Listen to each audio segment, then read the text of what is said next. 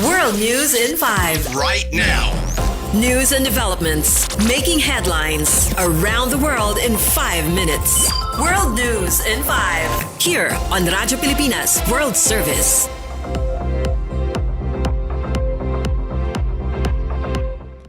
Good day. This is World News in 5 here on Radyo Pilipinas World Service. At least 24 people have been killed after gunmen opened fire on a group of domestic tourists visiting a popular beauty spot in Indian-administered Kashmir. The BBC reported that the attack happened in Pahalgam, a town also known as the Switzerland of India. The region's chief minister Omar Abdullah said the attack was much larger than anything they have seen directed at civilians in recent years.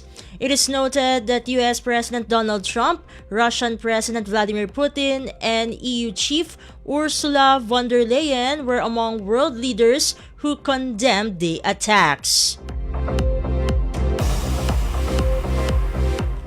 In other news overseas, Russian President Vladimir Putin said he was open to talks with Ukrainian leader Volodymyr Zelensky for the first time since the early stages of the war.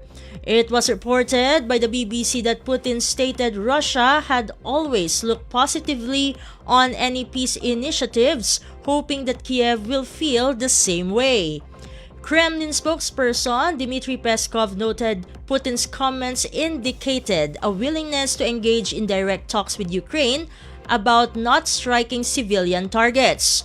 However, Russian attacks on Ukrainian cities continued on Tuesday with a wave of strikes across the country. And finally, the Israeli government shared and then deleted a social media post offering condolences over the death of Pope Francis, which an Israeli newspaper linked the decision to the late pontiff's criticism of the war in Gaza. Al Jazeera reported that the verified at Israel account had posted a message on social media platform X that read, quote-unquote, "Rest in peace, Pope Francis, may his memory be a blessing."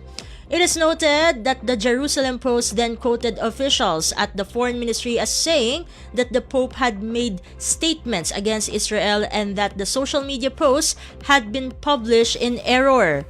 Pope Francis, who died on Monday aged 88, suggested last November that the global community should study whether Israel's military campaign in Gaza constitutes a genocide of the Palestinian people.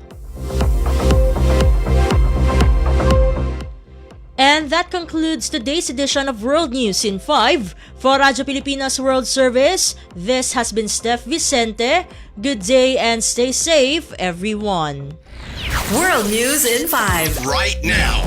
News and developments making headlines around the world in 5 minutes. World News in 5. Here on Radyo Pilipinas World Service.